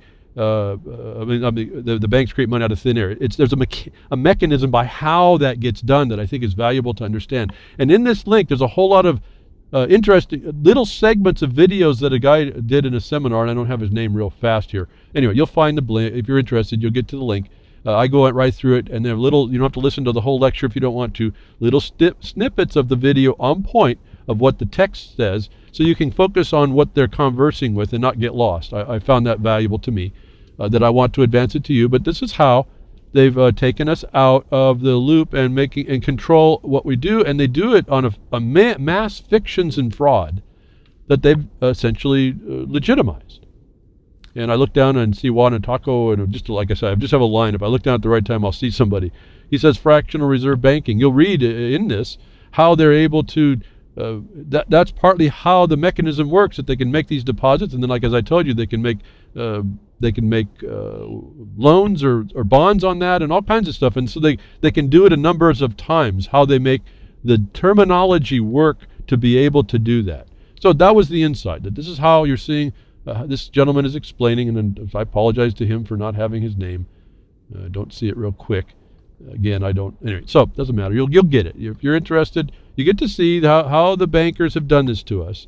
And this is why we need to just get out. If you're not part of it and can't be part of it, however it's done, if the state can't coin money, then darn it, make sure it's legal tender and go get Congress to coin that money. Don't make the excuse that you can't continue going to your representative. And why not? Maybe we need to make an amendment to something. I don't know. It'd probably be a long lost job there, but why just throw up? This is what we do. Oh, you didn't say it right, I'm going to give up. That's all. That's my criticism of the poster, though I do absolutely appreciate double checking what I've said and bringing it to my attention. As I said, I have no problem with being corrected, but let's not, first of all, throw the baby out with the bathwater, and then let's not just give up because I may have misspoken.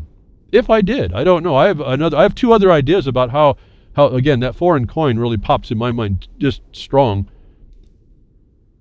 And I don't know, I'd have to go back and do the research on that. I know what they think they'll tell you they're talking about, but that's not how the Constitution actually works, what they tell you in the legal. And so there's a whole thing that came up about that. About another state now is going to hopefully they'll complete the passing of the bill that allows gold and silver coin to be legal tender for payment of of debts, and we can start to slowly extract ourselves. As I told you last week, the jobs report was the excuse they were going to use to raise the interest rates. Boy, it came just like the next day. I said on the Twitter, boy, that was fast. U.S. raises, didn't say the Fed, U.S. raises benchmark interest rate by 0.25%. So here it's going to come back up now, folks. They use that, and they say it right in this story. They use that jobs report. So that's pretty easy to predict. This is how we're seeing they start controlling it. They're going to steal more wealth from you if you stay in that system. It's that obvious, that clear. I don't know what else to say. I don't know how I could say the words wrong there to make a change of substantial change to the fact of all this. That we have to take this by the horns and drive it where we need it, not let them let us go over and us being led over as we sit in the back of the wagon. Let them drive it over the edge of the stinking abyss and into it. And we can be in that swamp that they claim that they're draining by filling it up with turds. I mean, I can't imagine the people. Why no statement that Goldman sucks employees or past employees are sitting in the administration. 3 of them. Come on, folks. Get out of her, my people. Rings real loud right there. But out to where? We can't get out into something we think is anarchy. We're anarchists too. But you need to go right where those anarchists were. Not because they were anarchists, because in their stupor about how this thing really works, they actually did the right thing. Why? Because your spirit will drive you to do the right thing if you just step up and do something.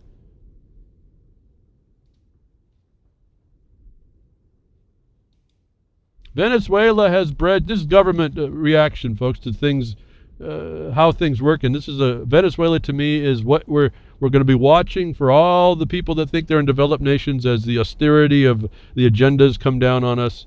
Venezuela has a bread shortage. The government has decided bankers are the problem. Fascinating response. The government utilized the fact that the money, the wheat flour, which there's not enough of, the government's not buying enough. But it's like potholes. They don't buy enough to fix everything, but they bought enough, and then they made a law that says you have to make 70% of this has to go to a certain type of bread, and then the law says the rest can be made into pastries, but no more. The government came in and said that extra, there's more being made to pastries than to bread. And so they're closing the bakeries that are feeding the people. And they're already in a shortage condition, is how government does things. When you're pressed to. And they have the army to make it happen. And the people don't respond quite right or timely. See, the people are so far behind, and now they're hungry. You're not going to go far on an empty stomach. Roman army knew about that. So we can sit here and watch this thing come on us. The banana republic imposed through the battlefield America, austerity and the fist and the Fed fraud and the IMF and all, and the Agenda 2030 implementation till 2030. Causing all this imposition and heartache on all these people while they shut down Venezuela's money, because it's all controlled. And the people aren't integrated enough to rally up and do it for themselves. This is what happens. I suppose these anarchists out there, if the government had a rule, if they could make a rule, this is how the whole point I'm telling you is so different in the United States. If the government could make a rule that you couldn't do that, if they could be picked up and pulled off. The road workers would be pulled off even though you got potholes. That's how this would work in places like the socialist countries that don't have land law, as a pre-existing right of possession to the people. Now, I suppose the government's doing all it can as it understands how it's going on. It can do whatever it thinks. I mean, there's only a couple people that are making these decisions, but then everyone's life is dependent on these 2 people that think they're doing the best thing for the people and hurting them. And you have no remedy. This is our problem. There's no remedy for this stuff. So internationally, we're being this agenda I keep talking about that we're being vulnerable to. How they bring the austerity is how they control the bucks in this system. And what influence that has, and where they can cause trouble for people that might have money that think they're investing in all this Wall Street stuff. This little story came up to just focus us on the problem of the global interaction that causes trouble in our lives, and how much money, if you can call it that, is involved in keeping that machine oiled to continue to interfere with your life and cause eventually parasitically feed off of you. Remember, asphalt comes from a petroleum product, okay? So it still takes all that infrastructure. You still got to do all the infrastructure to make asphalt. And you got to do a lot of mining. You see this rock, and you got to get the rock, and you got to do all kinds of stuff. That is all considered to be a footprint that's violative of nature. That we see this little statement, and we're going to get over into the climate. See, to me, it's no different. You can call it whatever title. It's all a tool to destroy you. Little-known Financial Stability Board, in quotes, Financial Stability Board, has huge climate deceit. Very interesting. I didn't know this, but it makes sense. And then you see the mechanics of how they take a fiscal funding organizations that are paid to tear you down and interfere with the things that you need in your life. You don't see it yourself. They don't attack you. They attack those that are out there in the world producing it for you. So understand how it's invisible to you that way as well. A powerful international organization. Now, an international organization affects you locally, folks. This is how this all works. The Financial Stability Board includes a task force. I already can tell you this is consensus and alternative dispute resolution felony. Task forces are always set up to figure out how to defeat the people that need what they're going to control. The task force is helping to coordinate numerous attacks. They haven't called Jefferson Mining District to coordinate, I can tell you. To coordinate numerous attacks on financial, investing, insurance, and other firms and their clients in the name of preventing dangerous man-made climate change. But remember, it was Michael Mann made climate change, not man or woman. So this is another fraud, and climate change is a fraud, and we've been through all that. But this shows you sustainable development is in your face by constricting and restricting and controlling those that would produce what you need or make it more expensive for you to get. That there's one little group, a very large group actually monetarily, that can do this, that's international. It's outside of your reach. By locking up centuries of fossil fuel reserves, the FSB army of agitators hope to benefit immensely at the expense of ordinary people everywhere. That's what I just was telling you. There it is in the first one. Billions, $93 billion on a $15 renewable, sustainable energy projects of low carbon. This is all part of it. Another aspect for those of you doing this research or involved or engaged, understanding it. To me, it's just another part of the cogs that I think we can shear the gears with here if you just have an understanding of how this is all working. I bring it up only to show you that there's a lot of players already in place, big money involved to go against you. And I've told you, it doesn't take a lot of money for us. We just start knowing where we have to do it, and the decisions come down locally, actually. And so it is at educated masses. And then there's some subtle structural changes. Like I say, some states don't have a county representation in their senates. Interestingly, those are bills that are coming through too to allow your county to have a say against any one political party taking control. That your representatives in their Senate are actually the counties and they're representatives of the county things of county concern, which are actually the 10th Amendment, which trumps not the president, but this actual verb trumps everything that can be done through this agenda, which is non-constitutional. It's consensus policy based. And consensus really being stakeholders that are agreeing to steal your lunch. What was that? The democracy they showed was three characters, two which are wolves, one being a sheep deciding on what's for dinner. That's what these people do. Only there are no sheeps in this discussion. They're all wolves, and the rest of y'all are dinner. Now, within the context of all this international imposition, and you see the climate change, to me that's just this sustainable development. It's just one aspect. The other thing going on underneath this is it's the environment, one of the legs of the stool. and well, lots of thoughts. Okay, words flash. Lots of this is one leg of the stool, the environment, which doesn't really have the definition that you think it does. You think it's the birds and bunnies. It's not actual. In fact, somebody wrote an email, a Twitter, and had an article, an opinion, and I went through it, and it was a Twitter of an article being supported by people that are supposedly alternative minded, clear thinking, and I looked at the report, and it was about supporting the NGOs and nonprofits in order to tear down dams and do other environmental things, and all the words in the report were accurate as far as the facts being stated. But as I asked the author, I said, what if your facts are based on a false premise, and that the claims that you make cause a wrong perception and can cause crimes to be committed? Now, that's become a dead-end conversation where she's now telling me she doesn't understand because she wouldn't answer these simple things. They're quite deep, but they're simple. The answer to the false premise is, well, it would change it, wouldn't it? You don't have to. It's not an intellectual battle I'm doing here. If your facts are based on a false premise, they can be shown to be true, but they're based on a false premise, so they're therefore you can't support yourself with them. And I looked at her supporting story, which was false news, deceit. I already know she doesn't understand. She either does and is an open deceiver, or she doesn't really know, like the anarchist, misinterpreting what she's doing and making a statement. This is reduced down to her wanting to be paying voluntary tax and would want to have her money, like line item, given to these nonprofits to go tear down dams and do other things.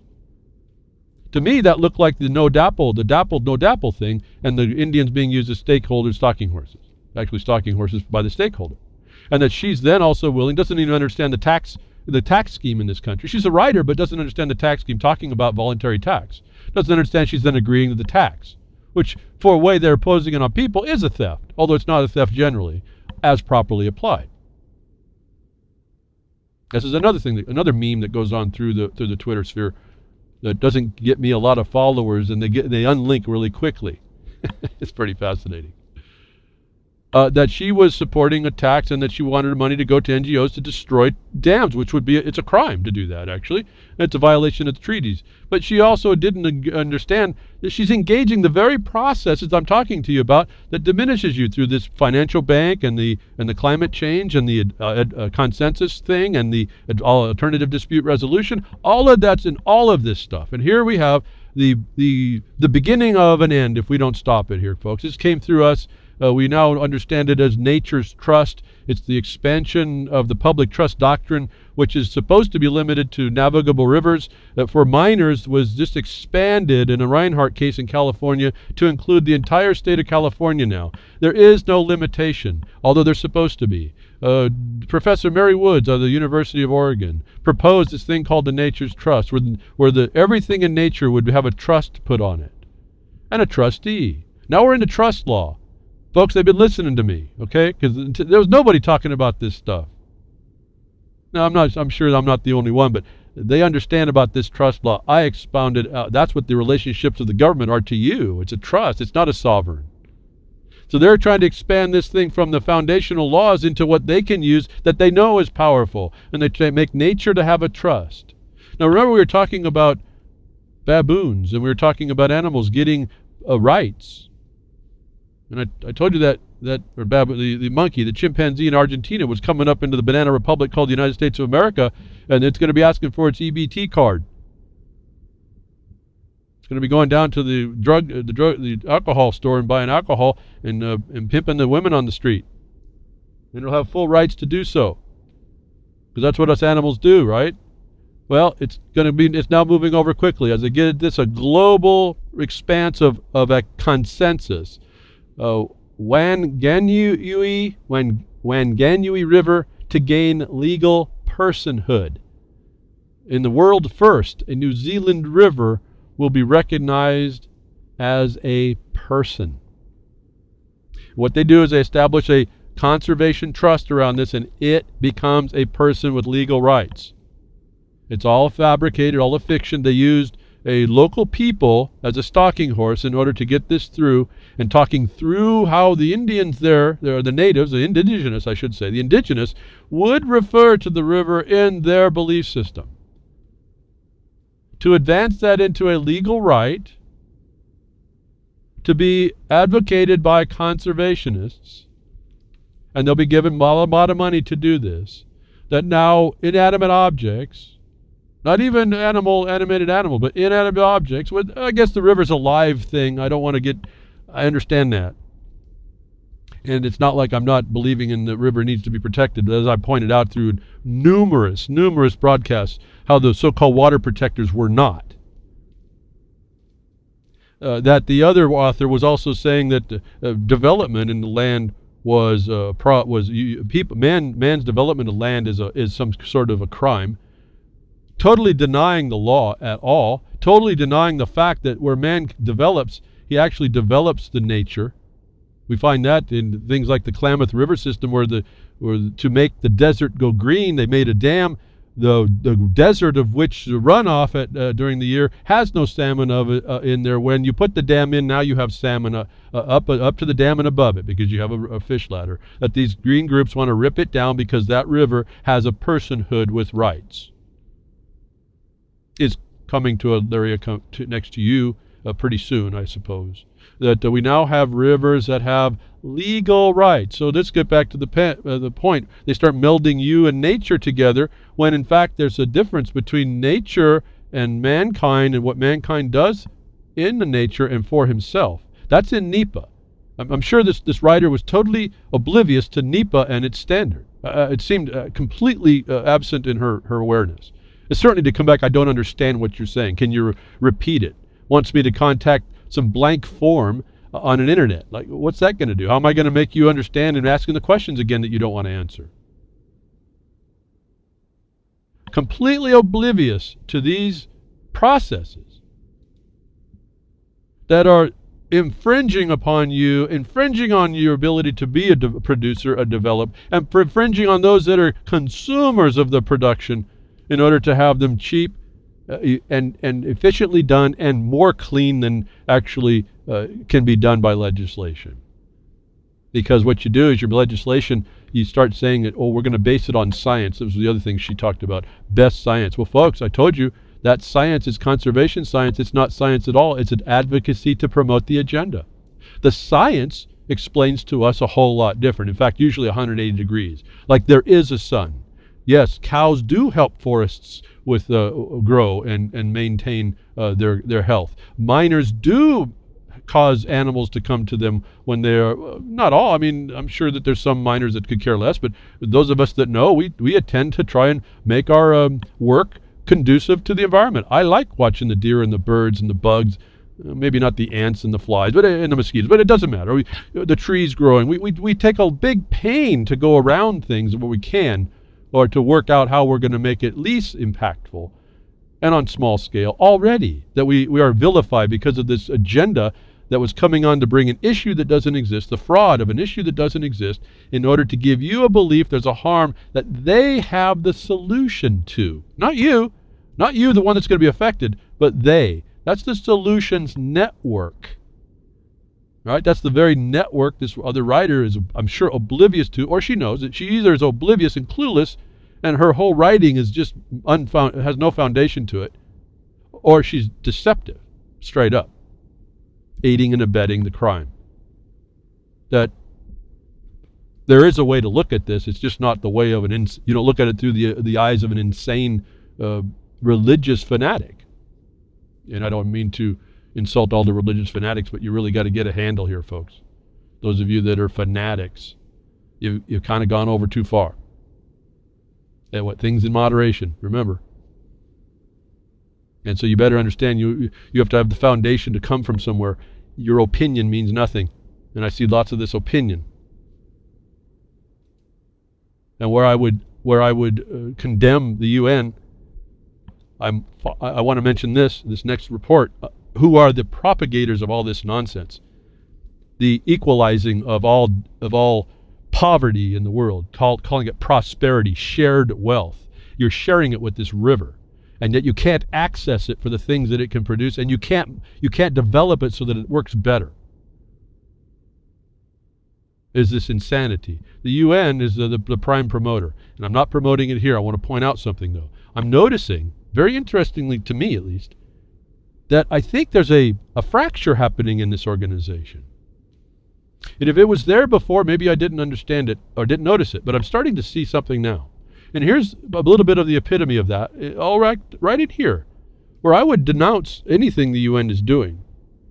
Totally, I mean, it's just pushing what the Zio British American agenda wanted.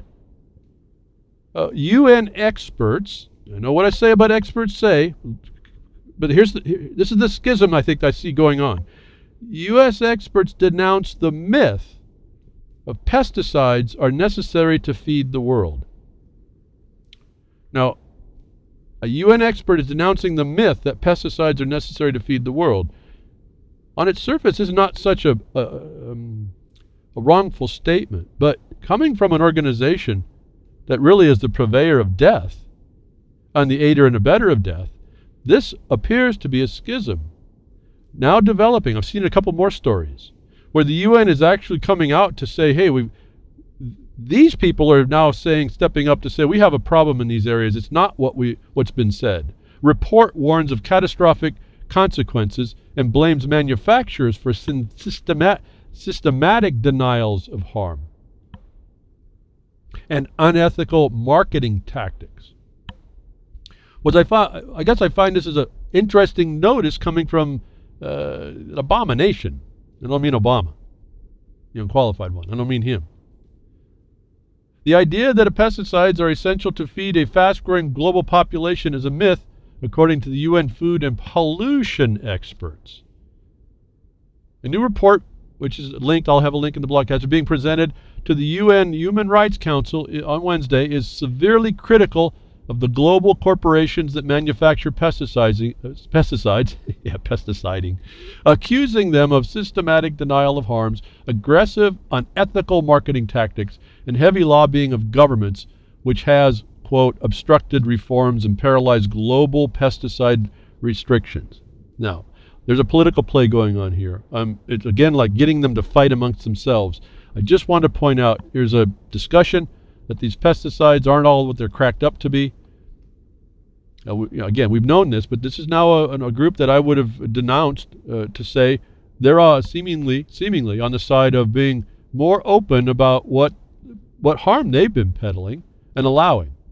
And at some point, what are they going to do? You just watch the Syria war crimes happening left and right, and that body does nothing. Allows it to continue. We'll just watch it. Everyone's just watching the crime. Makes them all accessories anyway. And so the thing I can see up here is that they're trying to make themselves, the UN is making itself the regulating body. I can see that. The fact that they're telling us that this myth of pesticides. Now remember, Monsanto's glyphosate Roundup is not a pesticide. That's a different mechanism, but it ends up being chemicals. That this is coming out to warn us is I thought powerful, and I'm seeing, notwithstanding the centralization of the regulatory control that they probably are pushing for politically, the notice to us is we have some serious problems with what we're allowing. And for the United States, if we haven't seen that Goldman Sachs being in the cabinet, or the revolving door in the agencies to industry, if we haven't noticed that as being one of our main problems and not fixing, well, we have our own, we don't have to go to the UN at all, but here we have it. Why would they be allowed to misrepresent? Is the same problem that the Pentagon is saying, we want to have more territory to go bomb because that's just what we do, and it's okay because we get to now declare war wherever we want. That as that report comes out, alarming levels of now glyphosate, not a pesticide but a descaler, found contamination alarming levels of glyphosate contamination found in a popular American food. Well, American food I think is more American feed if we look very carefully.